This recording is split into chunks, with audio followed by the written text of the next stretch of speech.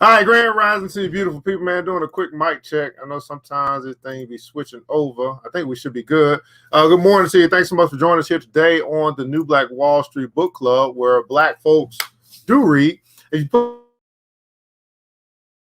GJ, your certified financial educator, CEO of ERGJ Enterprises and the Black Bazaar, and we have been journeying through the book, The Wealth Choice, which is written by Dr. Dennis Kimbro. Which you can find by going to the website www.denniskimbro.com, denniskimbro.com. In case you want to know what that book looks like, it's here. And the subtitle is Success Secrets of Black Millionaires. And today we will be getting to a subtitle,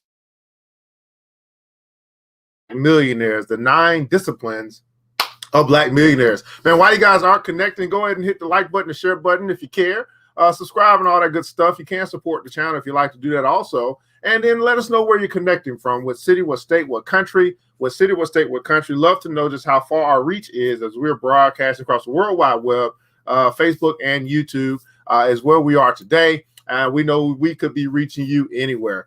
So you guys know what time it is, man. Mr. DJ, hit the music. New Black Wall Street Book Club. Evan Jefferson, brother, much love. Educating, elevating, because in knowledge is the power and we'll never give it up. Literature's for the masses. Where to put your money down, now how to watch your assets. Yeah, uplifting others is a passion. My brother Evan, he will turn it into action. New Black Wall Street Book Club. You should come read with us. Yeah, we comprehend and discuss. Yeah. We all just come together. There's no limit for us. Here comes your host, New Black Wall Street. Evan, take it away. New Black Wall Street Book Club. New Black Wall Street Book Club. Man, New Black absolutely will find it. I'm an author myself, and I definitely honor those that have brought literacy, where readers are leaders, to our community. So if you are a Black author or know of a Black author that has written motivation or personal business development, love to find out about their literature and quite possibly bring it here to showcase them, give a little bit more exposure to what they have written. Again, we are going through, Dr. www.denniskimbro.com, www.denniskimbro.com. And today we're getting into a space in the wealth of knowledge called the 9 disciplines of Black millionaires. 9 disciplines of Black millionaires. We'll finish up where we started at yesterday, and then from the Dr. New Black Wall Street Book Club.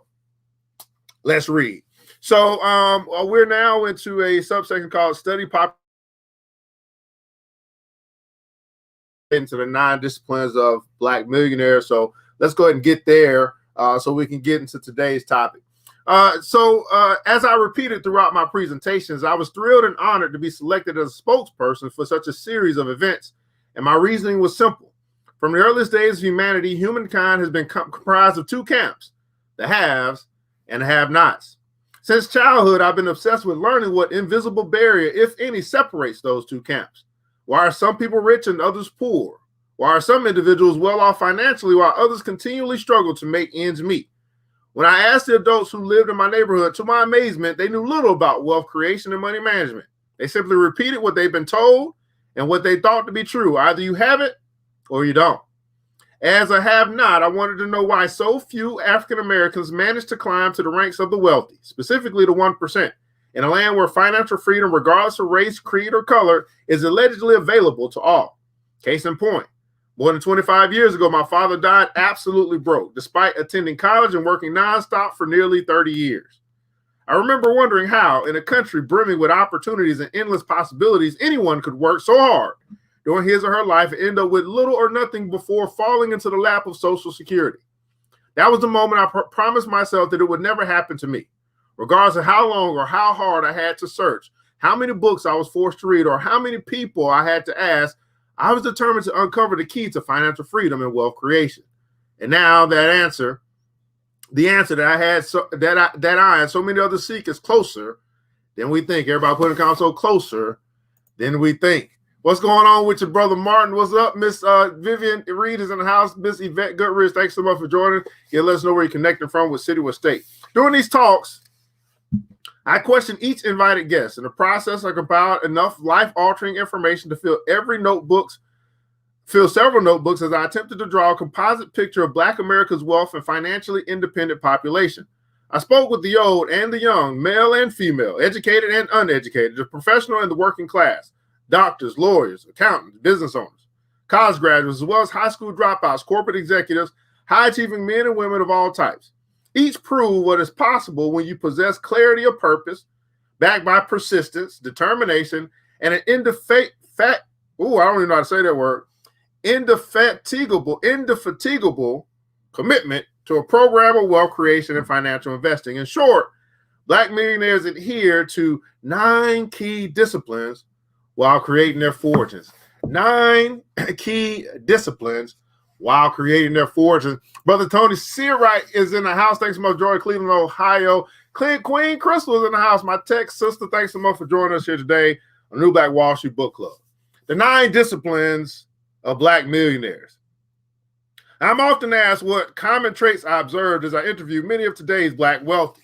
Amazingly, the answer is simple, because nearly all successful men and women share 2 common factors: a relentless commitment to lifelong learning and a tenacity of purpose. In other words, tightly crafted goals matched with the discipline to achieve them. The difference between a have and a have-nots does not rest with possessions or lack thereof. No. The disparity can be found in their individual life's purpose and what each group is willing to do to attain its goals. How can you apply these fundamental truths? Well, by deciding what your long-term financial goals are and working toward them one step at a time. Everybody put in comments, so one step at a time. When I first took on this project, my goal was to provide a roadmap for financial growth and development, a textbook that will be packed with the best and the latest insight into the behaviors and mindset of Black America's financial elite. I want to arm you, the reader, with the skills and strategies that lead to abundance and prosperity. I want you to refer to this volume again and again, knowing that you will find exactly what you need at just the right moment. But most important, I want you to become aware of the 9 and into your life. Discipline number 1. Be clear, delineated goals. Again, discipline number 1, be passionate.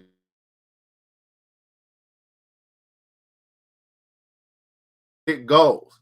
Now, I'll tell you before I get into reading this, that's one of the things I find that many of us seem to have a hard time doing, is developing clear, delineated goals. A lot of times so vague, but clear. Each of us is driven to some degree by the mantra, get a life. But millionaires have done that and more. The wealthy have discovered a cause, a consuming, almost obsessive purpose that drives them to try, to do, to grow, and to expand.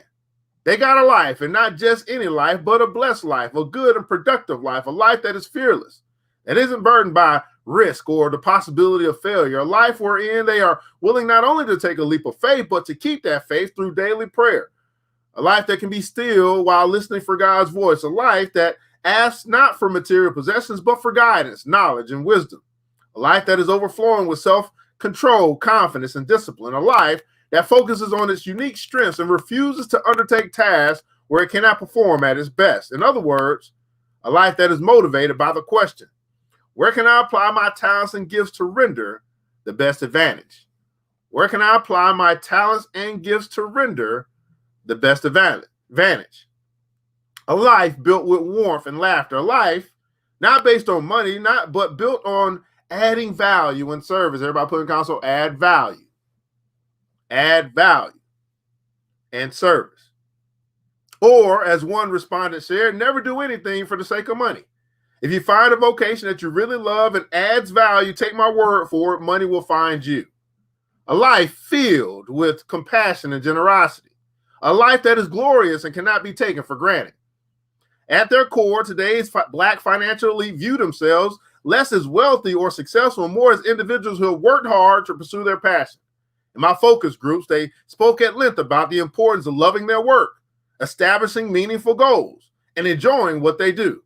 It shouldn't be necessary to ask people if they enjoy their work. Their faces should answer the question without words. It was passion that set actions of the Atlanta, Georgia-based Pascal brothers apart from so many entrepreneurial startups. In 1947, James and Robert Pascal opened a 30-seat luncheonette in the heart of downtown Atlanta where they sold sandwiches and sodas. As their business grew, they expanded the menu to include both lunch and dinner. Owning neither a store nor a car, or even a stove, nor a car, or even the basic necessities, they prepared the food at their home and had it delivered to the luncheonette by cab. Both Dr. Martin Luther King Jr. and future President Bill Clinton strategized their next political moves over Pascal's fried chicken and peach cobbler. Passion caused Byron E. Lewis to dive headfirst into an uncertain global market. When Lewis launched the Uniworld Group in 1969, the agency's existence was a radical notion. Marketing to African Americans and Latinos? At the time, these two ethnic groups comprised less than 20% of the U.S. population. Today, ethnic and segmented markets are the market. And Uniworld, the oldest multicultural marketing agency in the country, continues to be the trendsetter. Nearly 30 years after its launch, Lewis's agency boasts annual billings of more than $133 million and provides a wide array of in-house advertising, public relations, event marketing, production, broadcast production, and entertainment-oriented services. And what is Lewis's secret? He clearly is intoxicated with his work, completely absorbed. Passion never has to beg for advancement, he explained during the conference keynote that I attended. The individual who masters his trade and is engaged in his work will be escorted to the front. Let me say that again for the people in the back. The individual who masters his trade and is engaged in his work will be escorted to the front. Everybody put in comments, so master. The individual who masters his trade and is engaged in his work will be escorted to the front. I believe this is why we see many people who may be in jobs that they don't like, who are not really engaged in that process. They find themselves, having the mantra of same thing, different day, because they're not really trying to master that which it is that they don't love. They're just there to get a check. But at the end of the day, there's no passion behind what they do. But when they fall into something that they really, really love, they really, really want to do, they really find a service that they want to make a difference, you can see it, right? In the comments below, I'd love for you to share the trade that you are choosing to master. I'd love for you to share with us what it is that you're truly passionate about, whether it's something that you're currently doing or not. And I hope that you would choose to participate in it this year, 2021. What is it that you really want to master? See, I decided 10 years ago, 15 years ago, 10 years ago, I wanted to master money. I wanted to master investments. That's my niche. That is what I love. I love being able to teach people how to make their money grow. And so I've been at it for over 10 years. This is what I do, right? All right, and I dive into it. I'm in it every day, looking at it every day, trying to figure out the next move every day. I'm passionate about helping folks master their money. What about you? What about you? I love to know your trade. See, if I can find out what you want to master, if I can understand what it is that you're truly passionate about, I know what to call on you for. I know what to hire you for. I know what to contract you for. I know what to partner with you for, right? Master. What's going on, Mr. Henderson? Mr. Henderson said, man, I'm mastering real estate, brother. That's my thing. My thing is the real estate game, right? That is my man. I'm mastering the real estate game. And that is discipline number 1. 9 disciplines of Black millionaires. Be passionate and focus on unique strengths.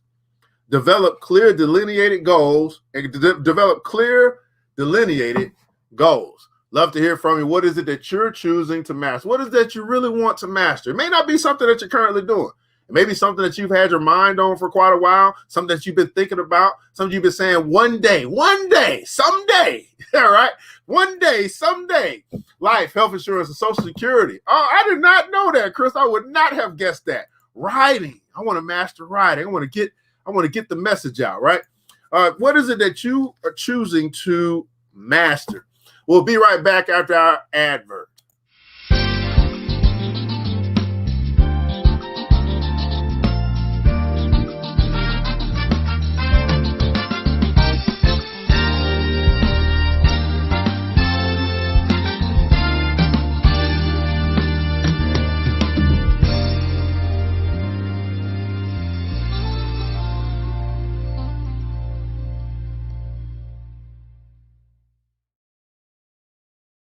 So it makes sense, right, that I'll write a book called The Black Billionaires Club, since I'm truly invested into mastering money, right? And so that's the book that I wrote. I am an author myself. You can find that book and also consider joining our club by simply going to the website, theblackbillionairesclub.com, theblackbillionairesclub.com. Let's find out what you guys are mastering here, man. Mastering of singing, writing, singing, you said as well. Now, Mark Daniel, you said business strategic thinking. I can see that. I can see that every day. That's what you are diving yourself into. Definitely understand that piece of what you got going on. Reading. Tony Searwright said youth and family empowerment, investing, entrepreneurship, philanthropy. I can see that as well. You built up got a youth org, crowdfunding youth org going on, and got your dreams, developing real entrepreneurs and monies. All right, fantastic, man. Master.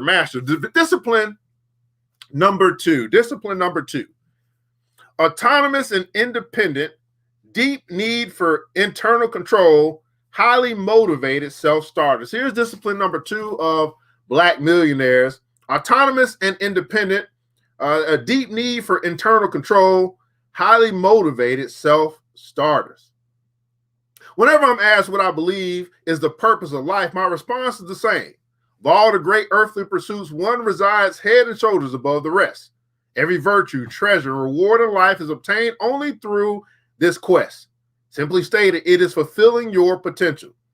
Robert Louis Stevenson, a 19th century Scottish writer, said it best: to become what we are capable of becoming is the only end in life. To become what we are capable of becoming is the only end in life. Unfortunately, most people deny life's endless possibilities and fail to exploit their God-given gifts. There's an anonymous quote that the greatest waste in the world is the difference between who we are and what we could have been or what we could have become. And what is our response to this underutilized and discarded time and effort?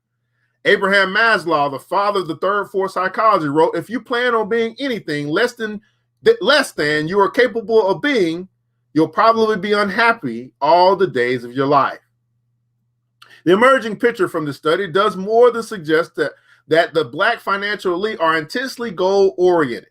They are also ambitious self-starters who possess a deep need for internal control of their lives. They know what they want, and they're focused single-mindedly on achieving their objectives.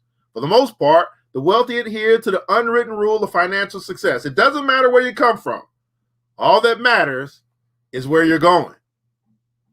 And where you are going is determined solely by your thoughts and actions. When asked for his prescription to success, a Dallas, Texas-based millionaire replied, I get up early, stay up late, and do a whole bunch in between. Another member of his peer group chimed in, I discovered that the best way for me to predict my future is to create it. It serves no purpose to either play it safe or small. If that means that I must continually grow and stretch myself, so be it. By definition, these men and women are self-made. In short, they take complete responsibility for the outcome of their lives, regardless of their struggles and failures. The two words you will never hear the wealthy utter are, if only.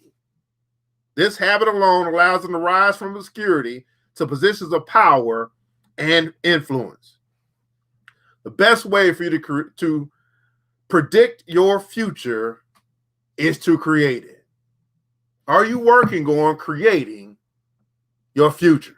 What's going on? So Markadu is in the house, man. Brother Hugh is joining us, brother, creating generational wealth. That's what we're going to master. What's going on, man? Mastering Excel spreadsheet. What you going to do with that? That's what I'm talking about. We have a passionate, but we all need to learn about money. We have our passion, but we do. Bo, man, highly self-motivated, self-starter. That's right. Because if we don't learn it, we won't be able to keep it. All right. Absolutely. All right. So Brother Marcus said, I'm self-made, man. Best way to predict your future is to create it. It serves no purpose to either play it safe or small. If that means that you must continually grow and stretch yourself, so be it. So that's discipline number 2, autonomous and independent, deep need for internal control, and highly motivated self-starters. Discipline number 3 of Black millionaires, the 9 disciplines of Black millionaires. Here's discipline number 3. They're industrious, got a strong work ethic, and a bias for action. Industrious, a strong work ethic, and a bias for action. What is the one attribute that all millionaires exhibit? What quality is the bedrock of their financial success? What is the one feature that translates into prosperity and abundance? Hard work. The affluent have adapted this positive compulsive behavior in the belief that sacrifice, grit, and toil produce character, integrity, and value. As one respondent emphatically stated, you can always work your way out of poverty and failure. Another participant who scoffed at the current market downturn continues to set the pace on Wall Street as an investment banker. In between my classes, he visited me in my office long enough to share his keys to success. It seems so cliche, he said, but it's true. You'd be surprised how much money you would earn if you only show up. Everybody put in comments, so show up. You'd be surprised how much money you could earn if you'd only show up. You can have anything in life that you desire as long as you're willing to earn it. Millionaires love their work, and they love to work. Nearly each member of the 7-figure club knows both victory and defeat, but their ambition, persistence, and drive, and ceaseless appreciation for hard work have earned them millions in spite of the occasional bump in the road. And they lead by example. When asked what terms describe them best, nearly 3 out of 4 respondents cited hard work. And to further underscore the point, regardless of their vocation, the majority in this study said they identified with the label hardworking. As a boy growing up in Dayton, Ohio, Henry Parks, the marketing genius who would blaze a trail for future Black entrepreneurs, saw a sign hanging outside a neighborhood store, "Boy Wanted." Young Parks immediately removed the sign and walked boldly inside. The store owner indignantly asked what he meant by removing the sign. "You won't need it anymore," Parks asserted. "I'm going to take the job." And he took it. Tyler Perry made no secret of the pains he expanded as he created his most memorable scenes in his films. It is said that Alex Haley rewrote Roots dozens of times, and even then he was unsatisfied. He would cut, splice, edit whatever he wrote until he was completely satisfied. Maya Angelou would spend weeks over a single sentence. Lisa Nichols, hours over a word. Toni Morrison, a month over a short composition. And E. Lynn Harris thought 4 lines were a good day's work. During a Crown Forum Symposium, lecturer at Morehouse College, his alma mater, Spike Lee gave the secret to his success, both professionally and financially. "Hard work and perseverance made me what I am today," he shared, as he stood before a packed room with ambitious students. "I am most fulfilled when pursuing my labor of love." Hard work is the parent of all worthwhile endeavors, whether in business or the arts. If the wealthy could offer a fresh multitude to the 8 blessings provided in the book of Matthew, it would be, "Blessed are those who have found their work." Wealth will never open its doors to those who are unwilling to pay the price in terms of sweat, sacrifice, and hard work. Wealth will never open its doors to those who are unwilling to pay the price in terms of sweat, sacrifice, and hard work. Great question to ask you this morning. Are you willing to pay the price? I found in my life that when I show up, when I work hard, when I give it my effort, I find success. When I don't show up, when I lay on the couch, when I watch TV all day, when I'm acting like a bum, I find those results in my failures as well. How about you? Do you find that to be true in your life? When you show up and you show out, you get results. Most people simply won't show up in their life. Most people simply won't show up. We'll do one more, guys, and we'll close the thing out. That's right, 30 minutes a day. 30 minutes a day to keep broke and stupid away here on the New Black Wall Street Book Club. Discipline number 4 of the 9 disciplines of Black millionaires. They have creativity and innovation, recognize the powers of ideas. Everybody put in console the power of ideas, the power of ideas. Innovate or die. I know that sounds dramatic. And while you might not physically die, your greater hopes and dreams and your chances to accomplish your big goals will. Innovation has always separated leaders from followers, those who succeed and those who just get by. Innovation is what creates progress, and progress is what advances companies and people beyond the competitive herd of the masses, average, and the status quo. Innovation is not a task, project, or something you only do at an off-site meeting. Innovation is a constant mindset and perspective. It's a way of looking at the world. Instead of seeing what is, it is looking for what could be.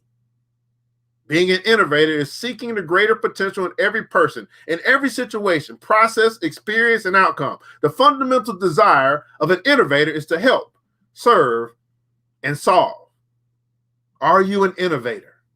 Now, I would also add to this and say that those who are innovators or those who follow this mantra of innovation, they are looking towards the future. They're looking to the future. They're trying to see how things will be and try to make it happen right now.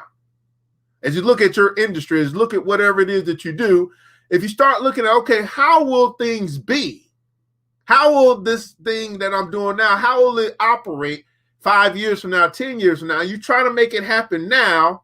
You put yourself in front. You put yourself in front. I would say in front of the money as well. Innovation. Damon John can neither sing nor dance. So in his early 20s, using his inexhaustible creative power, he hooked onto the burgeoning 1980s rap scene in New York as his path to success. John worked as a roadie for renowned rappers Run DMC and LL Cool J, and in the process, discovered his enthusiasm for fashion. As the founder of urban clothing line FUBU, For Us By Us, John built his empire by determination, creative marketing, and groundbreaking brand strategies. Known as the godfather of urban fashion, John runs a number of multi-million-dollar clothing enterprises while offering brand expertise to some of the top companies and celebrities in the world. However, as recently as 1992, John wasn't successful or wealthy, far from it. He had little direction and almost no understanding of the apparel industry. What he did possess, however, was a strong desire to utilize his creative skills and revolutionize the sportswear industry by branding a distinctive line of jerseys, jeans, and outwear with a decidedly urban appeal. After pricing competitive brands, he decided to design and manufacture his own line instead. At breakneck speed, he began sewing his logo onto every piece of clothing he could produce: hats, hockey jerseys, sweatshirts, and t-shirts, before even considering a marketing strategy. In 1998, FUBU racked in more than $350 million in revenue. John's business ventures have brought in more than $4 billion in sales since the line was released. He is amused by the nickname Godfather of Urban Fashion, but knows that it is a result of his relentless effort, determination, and knowledge of what it takes to build a successful business. I've learned, especially in this industry, that all aspects of this business revolve around preparation, sales, and marketing. I was rejected by 27 banks. I was turned down because I was poorly prepared. I didn't know what potential investors needed to see. I didn't know how to write a business plan. I had no concept of business forecasting and strategic planning. To be blunt, I didn't know a thing. But it was a learning curve. The only skill set that is more expensive than education is ignorance. I now know what the wealthy and affluent have known all along.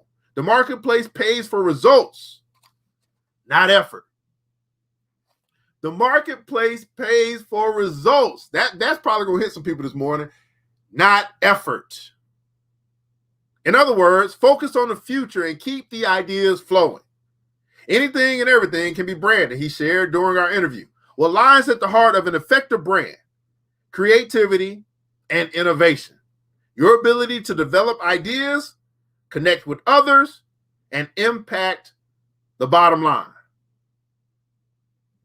Creativity and innovation. Your ability to develop ideas, connect with others, and impact the bottom line. And that is discipline number 4, creativity, innovation. Recognize the powers of ideas. Again, the marketplace pays for results, not effort. This is the New Black Wall Street Book Club, where Black folk do read. You put in a book like The Wealth Choice, written by Dennis Kimbro, or Dr. Dennis Kimbro, which you can find at www.denniskimbro.com, and we absolutely will find it. If you like what we're doing here, again, if you're an author or know an author that has written anything in this space as far as finance, business, personal development, or motivation, love for you to tag them, get them in touch with us over ERGJ Enterprises. Also, if you love what we're doing, you can become a supporter of this channel over on Facebook by clicking the support button. But then also you may decide to join us over the Black Billionaires Club, which you can do by simply going to www.theblackbillionairesclub.com. I'm your ERGJ, and I want you guys to remember this, that it takes a village. It starts with us. Let's build as we climb together. We all we got, beautiful people. Matter of fact, we all we need. Thank God, that's more than enough. Until next episode, you know what time it is. It's the DJ. Hit the music. It's the New Black Wall Street Book Club. New Black Wall Street. With your host, Evan Jefferson. It's time for us to go. Yeah. Now, you ain't got to leave the computer, but we encourage you to get out there and learn and apply all the things you learn at the New Black Wall Street Book Club. Yeah. The New Black Wall Street. The New Black Wall Street Book Club.